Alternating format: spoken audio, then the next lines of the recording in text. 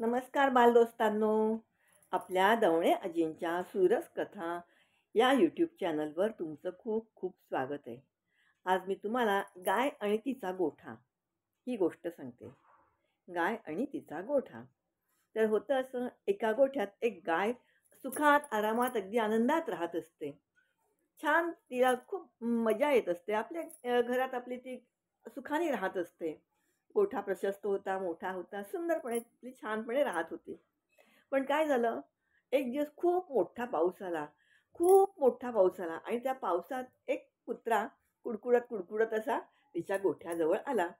आणि गोठ्याजवळ आला आणि त्याने बघितलं ना, बाहेरून गोठा मोठा आहे वगैरे, चांगला दिसतच होता. तर त्याने तिला विचारलं, की "गाई, मला थंडी वाजते, पाऊस लागतोय, मी थोडा तुझ्या गोठ्यात आश्रय घेऊ का?" तर गाय दयाळू पण होती, शांत पण होती. ती म्हणते, "ये." आणि ती त्याला आतमध्ये घेते. हा गोठ्यात येतो आणि बसतो तिथे. बसतो तर काय होतं, थोड्या वेळात एक साप येतो.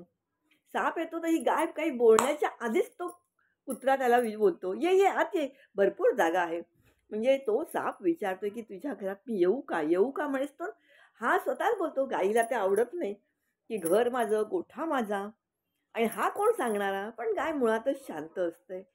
म्हणून ती काही बोलत नाही, गप्प बसते. आणि असं करता काय होतं, मग साप येतो, मग विंचू, काटा, त्याच्यामागे डुक्कर, गाढव असे एक येत जातात आणि त्या गाईच्या गोठ्यात राहतात. आणि मग असं होतं, कुत्रा आला, साप आला, विंचू आला, गाढव आलं. असं करता त्या गोठ्यामध्ये गर्दी झाली. गर्दी झाली, आता राहायला कुणाला जागा होईना. आणि मग काय झालं, हे जे नंतर आलेली लोकं होते, लोकं म्हणजे कुत्रा, साप, विंचू, गाढव, डुक्कर या सगळ्यांनीच एक मीटिंग केली आणि म्हणायला लागले, की आपण सगळेजण छोटे-छोटे आहोत. आपण ह्या गोठ्यात व्यवस्थित राहतो, या घरात व्यवस्थित राहतो. सगळ्यात मोठी कोण आहे? तर गायच आहे. तर आपण आता या गाईलाच इकडनं काढूया आणि ते त्या गाईला त्या घराबाहेर काढतात, तिच्या गोठ्यातून बाहेर काढतात. तर बाळांनो, गोष्ट खूप छोटी होती. पण ह्यावरून आपण काय शिकायचं? हे बघा, आपल्याकडे अतिथी देवो भव ही एक कन्सेप्ट होती. पण तो अतिथी त्या लायकीचा आहे का? त्याला देव म्हणण्याच्या लायकीचा आहे का? आणि कधीही इतका शांतपणा करू नका, की तो आपल्यालाच भोवेल. योग्य ठिकाणी नाही बोलायला शिकायचं. कणखर भूमिका घ्यायला शिकायचं. हे या गोष्टीवरून शिकायचंय. त्या गाईचा गोठा होता आणि त्या घराबाहेर कुणाला पडायला लागलं? गाईलाच पडायला लागलं. आपल्या गीतेमध्ये अजून एक असं वचन आहे. एकदा पार्थ म्हणजे अर्जुन श्रीकृष्णाला विचारतो, "माझ्या गोष्टीमधून नेहमीच अशा काही गोष्टी निघत असतात. तशीच ही अजून एक गोष्ट मी तुम्हाला सांगते. त्याचा या गोष्टीशी संबंध आहे." तर अर्जुन श्रीकृष्णाला विचारतो, "कृष्णा, विष कशाला म्हणायचं? विष काय असतं?" तर कृष्ण त्याला सांगतो, की "अर्जुना, कुठच्याही गोष्टीचा अतिरेक हा विषच असतो. मग तुझा चांगुलपणा असला तरी तो विषच आहे. अति धन झालं तरी ते विषच होतं. अति अन्नसुद्धा विषच होतं. अति सत्ता हातात आली, पॉवर आली, की ते सुद्धा विषासमानच होतं.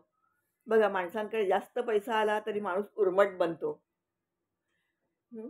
त्याच्यानंतर हातात सत्ता आली, की तो गर्विष्ठ बनतो आणि नको-नको ते कार्य करायला लागतो. इव्हन साधं उदाहरण आपल्या जेवणातलं, अति गोड झालं की माणसाला डायबिटीस होतो. शेवटी डॉक्टर सांगतात, साखर खाऊ नका, गोड खाऊ नका. बरोबर आहे ना? गोड काय विष नसतो.